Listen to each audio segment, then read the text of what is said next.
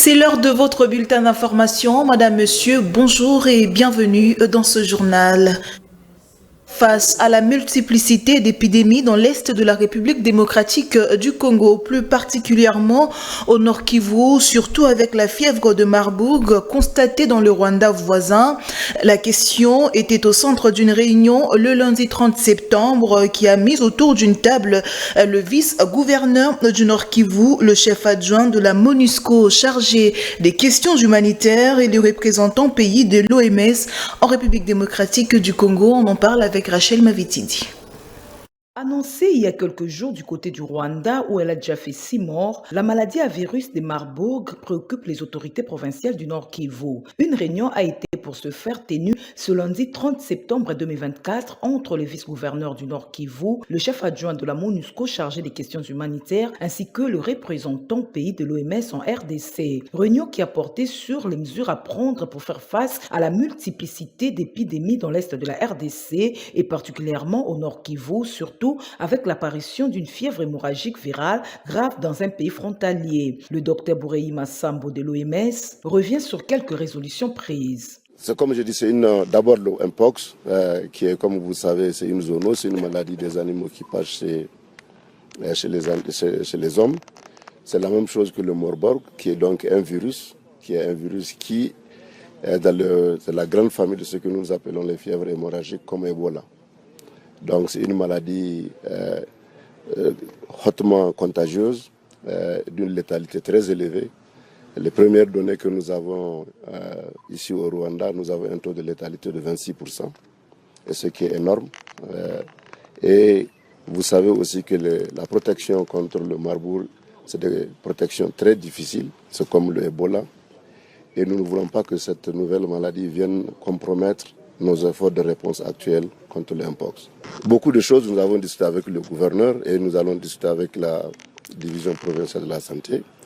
C'est de surveiller nos postes d'entrée, c'est de faire beaucoup de surveillance épidémiologique, faire en sorte que s'il y a un cas qu'on le détecte au point où il va rentrer, puisque la maladie n'est pas encore chez nous. Donc les plus grandes mesures, c'est de faire en sorte qu'elle ne rentre pas.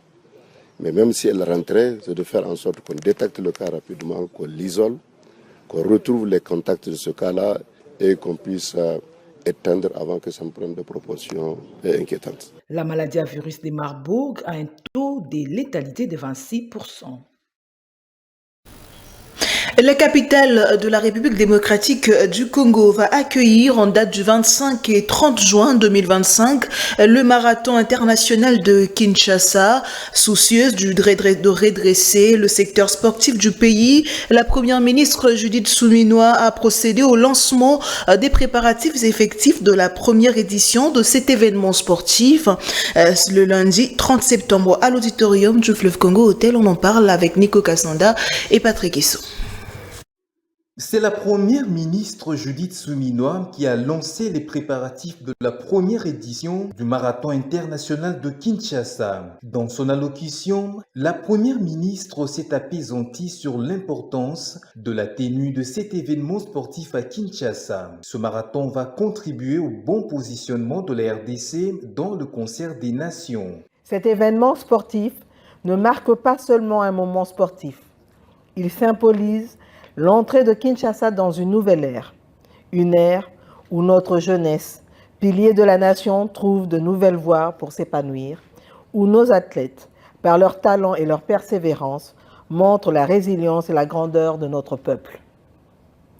En investissant dans le sport, nous investissons dans l'avenir, dans une génération prête à porter haut les couleurs de notre pays. De son côté, le ministre des Sports et Loisirs, Didier Boudimbu, a insinué que la tenue de ce marathon va marquer le début d'une véritable diplomatie sportive de la RDC. L'organisation de ce marathon est l'une des preuves tangibles de cette nouvelle dynamique sportive et de notre engagement à élever le sport congolais. Cet événement unique mettra en exergue les développements de la ville-province de Kinshasa, rassemblera des coureurs de tout horizon, qu'ils soient amateurs ou professionnels, avec plus de 15 000 participants attendus pour relever le défi de l'endurance humaine. Notons que cet événement rassemblera le coureur des tout horizons à la hauteur de plus ou moins 15 000 participants attendus pour relever le défi de l'endurance humaine. Et en bref et en images, Jacqueline Dalla, ancien coordonnateur national de la jeunesse du parti Ensemble pour la République, a officiellement confirmé sa plainte pour viol le lundi au parquet des grandes instances de Kinshasa-Gombe. Ce dépôt intervient après plusieurs révélations concernant les abus qu'il aurait subis lors de sa détention à l'Agence nationale des renseignements en 2021. Nous y reviendrons. Dungu et sa population dans le désarroi, ce territoire de Haut-Souélé est confronté à la hausse des prix de denrées alimentaires et de produits de première nécessité. À la base, plusieurs bourbiers sur le tronçon entre Dungu et Farandje qui affectent sérieusement le trafic. La société civile hausse le ton et invite les autorités provinciales à réhabiliter cette route. Je vous propose de suivre Justin Belempayi au téléphone de Rachel Mavititi. Il y a 4 jours, aucun camion n'arrive dans la cité de Dungu, simplement parce que entre Dungu et Farandje, il y a 7 grands bourbiers qui ont rendu le trafic impossible. Ça a répercuté sur nous, la population, au travers le prix de denrées. Il y a 4 jours ou 5 qu'un sachet de sel de table s'est négocié sur le marché à 600 francs. Mais aujourd'hui, ce matin, nous nous sommes réveillés, ça coûte 2000 francs congolais. Le bar de savon qui coûtait normalement 4000 se vend aujourd'hui à 9000 francs congolais. Et nous, comme acteurs de la société civile, avons préféré de rehausser les tons pour signifier au monde et surtout à nos autorités qu'il y a un problème d'urgence dans le territoire de Dungu. Nous demandons à nos autorités de se hâter, pouvoir décanter la situation. Et on va chuter avec cette page noire. Vous le savez, l'ancien basketteur congolais de grande renommée Mutombo Dikembe est décédé le lundi 30 septembre à l'âge de 58 ans. Le basketteur philanthrope a souffert d'une tumeur au niveau du cerveau. Retour sur cet élément d'annonce.